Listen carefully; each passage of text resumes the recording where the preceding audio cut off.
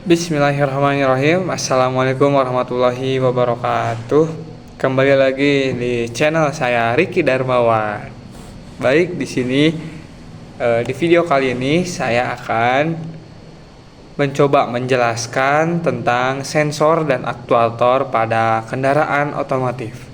Sebelumnya yang belum kenal saya, izin memperkenalkan diri dulu. Nama saya Riki Darmawan dengan NIM 2202221 dari mahasiswa Pendidikan Teknik Otomotif Universitas Pendidikan Indonesia. Di sini saya akan menjelaskan tentang sensor dan aktuator pada kendaraan ringan. Nah, di sini bisa teman-teman lihat, di sini saya menyusunnya melalui tabel, ya. Nah, agar lebih mudah, jadi saya membaginya dari pertama itu nama komponen, terus gambarnya dan posisi ataupun letak di mana sensor itu terletak. Lalu ada definisinya, lalu ada fungsi, dan ada jenis dari sensor tersebut. Dan terakhir ada cara kerjanya. Nah, oke teman-teman. Yang pertama itu ada dari input ya teman-teman, dari mau dari manapun pasti yang paling pertama itu adalah input. Input di sini bisa disebut dengan sensor. Nah, yang pertama yaitu engine temperature sensor. Posisinya yaitu ada terletak di water jacket. Memiliki definisi yaitu sebuah sistem yang bertugas untuk mendeteksi suhu pada engine. Berfungsi untuk mendeteksi suhu cairan pendingin pada water jacket, memberi informasi ke ECU agar tidak terjadi overheat ataupun panas yang berlebihan teman-teman ya. Dan agar air fuel ratio-nya sesuai dengan kebutuhan engine tersebut. Nah, jenisnya itu adalah CTS atau coolant temperature sensor. Cara kerjanya adalah dia mengukur suhu engine yang selanjutnya mengirimkan informasi ke ECU. Jika dingin, tingkat air fuel ratio akan diperkecil. Sedangkan ketika sudah mencapai suhu kerja, air fuel ratio akan normal sehingga lebih efisien. Nah, maksudnya diperkecil tuh, jadi kalau misalnya suhu engine-nya dingin, kadar bahan bakar itu lebih banyak daripada udaranya gitu. Nah, sebaliknya ketika suhunya normal, maka air fuel ratio-nya diseimbangkan lagi teman-teman agar tidak terlalu kaya ataupun tidak terlalu miskin gitu. Lalu ada oksigen sensor. Posisinya terletak di header exhaust pipe.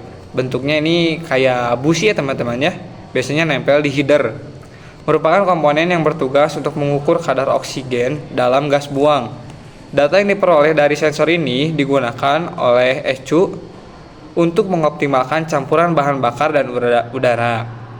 Nah, memiliki fungsi yang pertama itu mengukur kadar oksigen pada gas buang, lalu mengirim sinyal ke ECU agar campuran bahan bakar seimbang, meningkatkan efisiensi konsumsi bahan bakar, dan memastikan pembakaran sempurna sehingga emisi lebih baik. Nah, tipenya itu adalah tipe zirconia teman-teman ya. Sensor akan mengukur kadar oksigen pada gas buang. Ketika terdapat perbedaan konsentrasi tegangan, maka akan mengirim sinyal ke ECU untuk diproses dan diteruskan ke aktuator ataupun ke injektor teman-teman ya, aktuatornya itu, agar rasio bahan bakar dan udaranya sesuai dan terjadi secara terus-menerus. Lalu ada VSS ataupun Vehicle Speed Sensor. Merupakan sebuah komponen yang terletak dekat roda. Nah, biasanya ini komponennya terletak di bagian roda teman-temannya, di di bagian armnya. Nah, teman-teman harus membuka rodanya dulu agar dapat melihat sensornya tersebut. Memiliki fungsi untuk mendeteksi putaran pada masing-masing roda. Memberikan sinyal input yang akan digunakan untuk pengaktifan ABS. Nah, jenis sensor ini yaitu Hall effect. Nah, Hall effect ini apa sih teman-teman? Hall effect ini adalah ataupun Hall effect, sensor ini digunakan untuk mengukur putaran pada engine dengan memanfaatkan medan magnet. Nah, cara kerjanya, saat roda berputar, gigi-gigi cincin reluktor melewati sensor kecepatan roda. Sensor ini mendeteksi pola gigi dan seberapa cepat gigi tersebut melewati medan magnet ataupun kumparan kawatnya. Nah, lalu sensor yang selanjutnya adalah TPS ataupun throttle position sensor, bukan tempat pemungutan suara ya teman-teman ya. Nah, TPS ini terletak setelah ataupun di belakang katup throttle body. Merupakan sebuah komponen elektrik yang bertugas mengukur dan mengatur bukaan katup pada throttle body. Memiliki fungsi untuk mengukur posisi katup throttle. 2. Memberikan feedback kepada ECU mengenai perubahan posisi throttle. Dan yang terakhir mengontrol putaran stasioner ataupun idle, teman-teman ya.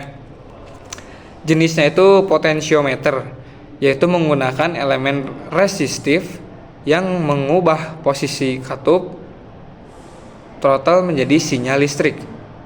Sensor yang terpasang pada throttle body mengukur sudut bukaan katup throttle. Sensor mengirimkan sinyal potentiometer kepada ECU untuk mengatur pemasukan udara dan bahan bakar dan mengatur menjaga agar engine pada putaran idle. Nah, lalu yang kelima ada sensor CKP ataupun crankshaft position sensor. Letaknya ini terletak di bawah engine ataupun biasanya di dekat pulik crankshaft, yaitu komponen yang bertugas mendeteksi posisi dan kecepatan putaran poros engkol ataupun crankshaft kendaraan. Memiliki fungsi mengukur posisi crankshaft, mengukur kecepatan revolusi poros engkol ataupun RPM, bersinergi dengan sensor CMP, crankshaft position sensor, untuk menjaga timing pengapian agar tepat. Jenisnya itu sensor induktif. Cara kerjanya itu cara kerja sensor CKP yaitu dengan cara mengukur posisi dan kecepatan revolusi crankshaft. Lalu sensor ini saling bersinergi dengan sensor CMP dan mengirimkan sinyal ke ECU agar dapat timing bekerja sesuai dengan pada waktu yang tepat. Lalu yang keenam adalah CMP nih temannya, yaitu crankshaft position sensor. Jika crankshaft itu kan di bawah teman-teman ya, yang terletak di bawah piston. Nah, kalau crankshaft itu adalah yang di atas katup ataupun di atasnya piston. Begitulah sederhananya teman-teman. Jadi CMP ini terletak di bagian penutup ataupun timing belt chain, yaitu komponen yang terletak di dekat gear cam, bertugas untuk mendeteksi posisi poros cam. Memiliki fungsi untuk mengukur posisi poros cam. 2. Saling bersinergi dengan sensor CKP. 3. Mengatur timing pengapian dan injeksi bahan bakar serta koordinasi antara piston dan katup. Sensornya itu jenisnya itu Hall effect lagi teman-teman ya, yaitu karena dia kan gear ya teman-teman ya. Nah, prinsip magnetik ini yaitu untuk mendeteksi posisi dan kecepatan putaran poros cam. Sensor akan mendeteksi posisi pada poros cam, memastikan waktu pengapian pada saat yang tepat, mengirimkan sinyal ke ECU bersama dengan sinyal dari sensor CKP sehingga pengapian terjadi pada waktu yang tepat. Lalu ada sensor MAP ataupun manifold absolute pressure, terletak di saluran udara setelah throttle body. Merupakan sebuah komponen yang terletak setelah throttle body, bertugas untuk mengukur tekanan udara yang masuk ke ruang intake manifold sebelum masuk ke saluran in ataupun ruang bakar. Fungsinya itu yang pertama mendeteksi tekanan udara yang masuk ke ruang bakar ataupun ke ruang intake, mengirim sinyal ke ECU untuk memerintahkan injektor menyemprotkan bahan bakar sesuai dengan udara yang masuk, memastikan rasio air and fuel-nya sesuai. Jenisnya yaitu sensor piezoresistif, yaitu saat tekanan udara berubah, resistansi pada sensor juga berubah, menghasilkan sinyal listrik yang sesuai. Nah, cara kerjanya yaitu adalah setelah udara melewati throttle body, tekanan udara yang masuk ke intake manifold akan dideteksi oleh sensor MAP agar rasio bahan bakar dan udara seimbang, yaitu tidak terlalu banyak udara ataupun tidak terlalu banyak bahan bakarnya. Lalu ada sensor knock sensor, terletak pada blok engine di dekat combustion chamber, itu pun di bagian ruang pembakaran teman-teman ya. Nah, knock sensor ini merupakan yang bekerja dengan mendeteksi getaran ataupun suara ketukan yang dihasilkan oleh engine saat terjadi knocking ataupun detonasi. Fungsinya itu mendeteksi ketukan atau getaran tidak wajar yang terjadi akibat waktu pembakaran tidak sesuai selama mesin beroperasi, mendeteksi waktu pengapian maju lebih awal daripada yang seharusnya, sehingga sensor knocking memberikan sinyal waspada. Nah, Jenisnya ini adalah knock sensor block knocking. Nah, cara kerjanya itu adalah sensor ini akan mendeteksi getaran ataupun ketukan yang tidak normal pada engine mobil. Sensor ini akan mengirimkan sinyal ke komputer engine ECU untuk mengatur waktu pengapian agar tidak terjadi knocking ataupun detonasi. Nah, ini juga sebagian dari input ya teman-teman ya. Inputnya itu pedal gas. Nah, terletak di dalam kabin. Nah, ini teh inputnya untuk memberikan sinyal output kepada throttle body yang tadi teman-teman, yang katup throttle body. Jadi dia akan mengirimkan sinyal sesuai dengan potensiometernya. Merupakan komponen input yang diatur oleh pengemudi. Semakin dalam injakan pedal, maka semakin tinggi putaran engine ataupun semakin besar juga udara yang masuk. Fungsinya memberikan sinyal input ke ECU untuk memerintahkan katup throttle terbuka sesuai dengan tekanan pada pedal gas. Jenisnya yaitu adalah pedal gas ETC ataupun Electronic Throttle Control ataupun throttle by wire ya teman-temannya, karena dia sistemnya elektronik menggunakan kabel, bukan menggunakan kabel seling lagi. Cara kerjanya itu pada saat pedal gas diinjak, sensor akan mengirimkan sinyal ke ECU yang selanjutnya akan memberikan sinyal output pada throttle body agar membuka katup sesuai dengan kebutuhan pengemudi. Semakin dalam menginjak, maka katup throttle akan lebih terbuka. Nah, lalu ada input juga teman-temannya, karena ini yang mengontrol semua sistem kelistrikan di dalam engine control module, yaitu ignition switch ataupun kunci kontak, yang bertugas untuk menghubungkan dan memutuskan arus listrik ke semua komponen. Nah, jenisnya itu ada banyak teman-teman, ada yang keyless, ada yang immobilizer. Nah, maksudnya immobilizer itu ya dia bisa mendeteksi bahwa kendaraan ini ataupun kunci ini sesuai dengan yang seharusnya, karena dia dihubungkan dengan sistem ECU. Walaupun dia memiliki gigi yang sama, memiliki bentuk yang sama, jika bukan yang originalnya dia tidak akan aktif karena dia sudah terkoneksi dengan sistem ECU. Nah, lalu ada MAF sensor ataupun mass airflow, terletak di box filter udara. Merupakan sensor yang berfungsi untuk mengukur jumlah massa udara yang masuk ke ruang bakar engine, yang memiliki fungsi mengatur campuran udara bahan bakar yang tepat, meningkatkan efisiensi bahan bakar, mengurangi emisi gas buang. Jenisnya itu adalah hot wire sensor. Ketika engine dinyalakan, aliran udara akan melewati sensor. Semakin tinggi temperatur, maka semakin rendah resistansinya.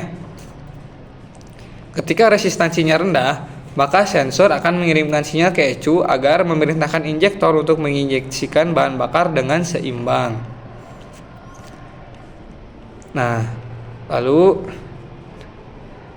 di sini ada output ataupun aktuator ya teman-teman ya. Tapi sebelumnya saya akan menyebutkan dulu prosesor-prosesornya, yaitu yang pertama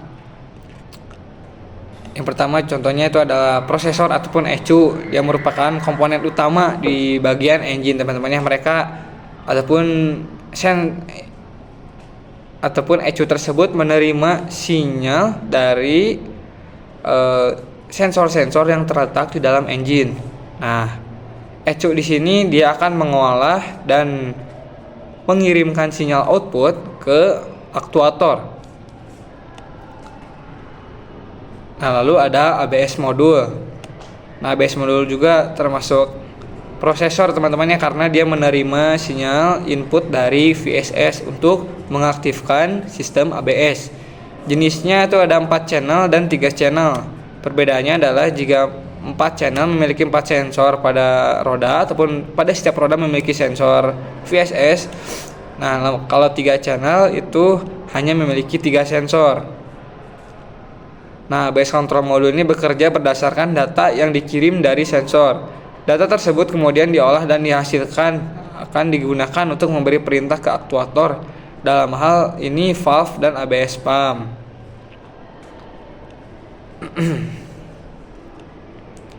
Nah, lalu di sini saya akan menjelaskan tentang output ataupun aktuator. Yang pertama itu ada fuel pump, terletak di atas fuel tank. Sesuai dengan namanya, komponen ini merupakan komponen bahan bakar yang bertugas untuk mensuplai bahan bakar yang dibutuhkan oleh combustion. Fuel pump berfungsi untuk menyuplai ataupun menyalurkan bahan bakar dari fuel tank menuju fuel rail, lalu ke injektor, sampai akhirnya disemprotkan ke saluran intake manifold. Cara kerjanya adalah pada saat kunci kontak pada posisi ACC ataupun aksesoris, aliran listrik mengalir ke semua komponen. Salah satunya adalah fuel pump. Pada saat itu, ECU memerintahkan fuel pump untuk aktif agar dapat menjaga pressure pada fuel rail, sehingga injektor tetap memiliki pressure yang seharusnya. Lalu aktuator yang kedua itu adalah injektor, terletak sebelum katup in. Biasanya dia di depan fuel railnya. Nah, merupakan komponen pada sistem pemasukan bahan bakar yang bertugas untuk menginjeksikan bahan bakar dan mencampur bahan bakar dan udara. Memiliki fungsi yang sangat penting dalam kinerja engine. Jika pada tipe konvensional, mengkabutan antara udara dan bahan bakar menggunakan karburator. Sedangkan pada Datsun Go ataupun engine ini ataupun di engine di era sekarang banyak menggunakan sistem elektronik yang diaktifkan oleh perintah mikrokomputer. Nah, salah satunya ini adalah injektor. Nah, tipenya ini multiport injection. Cara kerjanya yaitu pada saat sinyal output dari ECU dari sensor CKP dan CMP diteruskan ke injektor, maka injektor akan menginjeksikan bahan bakar sesuai dengan timing pengapian dengan jumlah bahan bakar yang disesuaikan dengan kondisi suhu udara, tekanan udara, dan suhu pada water coolant sehingga engine efisien. Nah, lalu ada individual ignition coil, terletak sebelum busi ataupun spark plug. Sistem ini menggunakan satu koil pengapian untuk setiap busi. Koil dipasang langsung di atas busi sehingga mengurangi jumlah kabel dan komponen yang diperlukan setiap koil. Nah, fungsi ini adalah menghasilkan percikan api pada waktu yang tepat untuk masing-masing silinder. Lalu dengan sistem COP, waktu pengapian dapat disesuaikan secara individual untuk setiap silinder. Dengan meningkatkan performa engine dan mengurangi emisi, sistem ini sangat penting untuk efisiensi dan responsivitas kendaraan. Jenisnya itu adalah coil on plug alias COP yang tadi, alias individual ignition coil. Cara kerjanya itu pada saat prosesor mengirimkan sinyal berupa tegangan yang sebelumnya telah diolah dari sensor-sensor CKP dan CMP, tegangan tersebut akan men-trigger ignition coil untuk menaikkan tegangan dari 12 volt dari baterai menjadi 20.000 volt. Nah, lalu ada spark plug. Nah, kalau ini mah pelengkap ya teman-teman ya. Jadi bukan bagian elektronik yang terkoneksi, namun ya dia bersinergi dengan ignition coil. Nah, seperti yang teman-teman tahu lah, ini spark plug ini berfungsi untuk memercikan ataupun memantikan bunga api di dalam ruang bakar. Lalu ada cooling fan, ini termasuk output juga teman-temannya. Jadi ketika suhu telah mencapai suhu kerja ataupun 89 hingga 95 derajat, maka prosesor akan mengirimkan sinyal output pada cooling fan agar aktif sehingga udara dari atmosfer dapat melewati core ataupun kisi-kisi udara dengan baik. Nah, jenisnya ini adalah electric cooling fan. Ketika suhu cairan pendingin sudah mencapai suhu maksimal 95 derajat, sensor akan mengirimkan sinyal pada prosesor, lalu prosesor akan mengirimkan sinyal pada aktuator ataupun cooling fan agar dapat bekerja sehingga suhu engine dapat terjaga, teman-teman. Lalu ada throttle body. Nah, terletaknya ini adalah biasanya di antara box filter udara dan intake manifold. Komponen ini merupakan komponen yang berfungsi untuk mengatur bukaan katup agar udara yang masuk ke ruang intake sesuai dengan perintah dari input pedal gas, teman-teman ya. Semakin dalam pengemudi menginjak pedal gas, maka bukaan katup pada throttle body-nya semakin lebar juga. Nah, jenisnya ini adalah TBW ataupun throttle by wire. Jadi dia dikontrolnya menggunakan elektronik, bukan dari kabel seling seperti throttle body konvensional.